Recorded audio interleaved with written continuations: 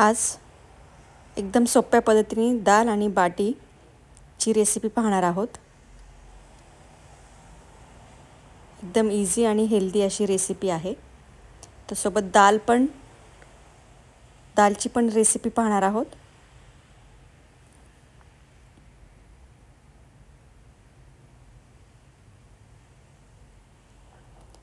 त्यासाठी मी गव्हाचं पीठ घेतले, 1 वाटी गव्हाचं पीठ। त्यानंतर थोडंसं रवा घेतलाय, त्यात थोडेसे जिरे आणि मीठ चवीनुसार, 2 चमचे तूप घेतले। ते हाताने असं थोडंसं स्मॅश करून घ्यायचे अशा पद्धतीने, आणि थोडं पाणी त्यात मिक्स करून त्याचा डो बनवायचा आहे। घट्ट असा असला पाहिजे, पातळ असला की ते बाटी चांगल्या बनत नाहीत। एकदम घट्ट अशी कणिक हवी या ठिकाणी।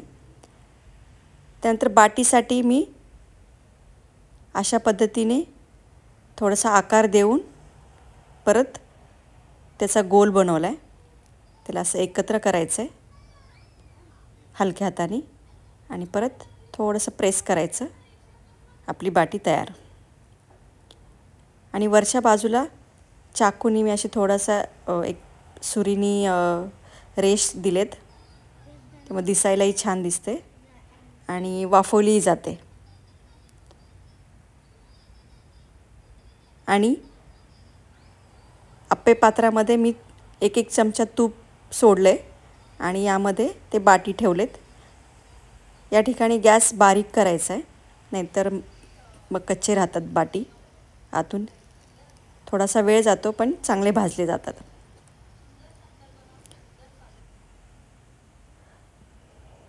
थोडंसं उलटी करून घ्यायचं आहे त्याला।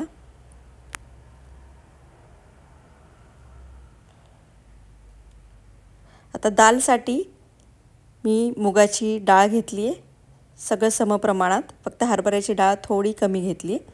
हरभऱ्याची डाळ, तुरीची डाळ, त्यानंतर ह्याच्या अर्ध उडदाची डाळ घेतली आहे, अर्धा वाटी मसूर डाळ। हे सगळं स्वच्छ धुवून घ्यायचं आहे 3-4 वेळेस। स्वच्छ धुवून या ठिकाणी मी 1 पाऊण तास भिजत ठेवली होती, जेणेकरून ती चांगली शिजेल। भिजत ठेवायची अर्धा 1 तास। त्यानंतर कुकरला लावून घ्यायची। कुकरला लावत असताना हळद आणि 1 चमचा तूप घालून घ्यायचे। दालसाठी फोडणी करूयात। फोडणीसाठी जिरे, ड्राईड मिरची, हिरवी मिरची बारीक तुकडे केले, त्यानंतर लसूण, या ठिकाणी अर्धा वाटी 1 लसूण आहे, चिरून घेतला आहे। 1 चमचा अद्रक पेस्ट, सगळं मिक्स करून घ्यायचं आहे। थोडंसं कलर लालसर आला की कांदा घालायचा यामध्ये। कांदा थोडासा परतला की टोमॅटो घातल्यानंतर थोडंसं मीठ घालायचं आहे, जेणेकरून ते शिजलं जाईल। त्यानंतर तुमच्या चवीनुसार तिखट या ठिकाणी वापरू शकता, कमी जास्त करू शकता।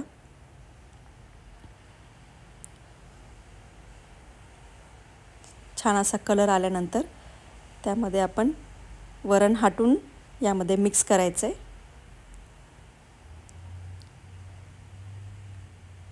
थोडंसं दाटसरच असं वरण म्हणजे दाल असते ही। चवीनुसार मीठ आणि वरतून कोथिंबीर घालून सर्व करायचं आहे। अशी ही एकदम सोपी आणि छान एकदम टेस्टी लागती। त्यामध्ये तुम्ही वरतून तूप घालून सर्व करायचं आहे दाल आणि बाटी। तुम्हाला ही रेसिपी कशी वाटली कमेंटमध्ये नक्की सांगा। धन्यवाद।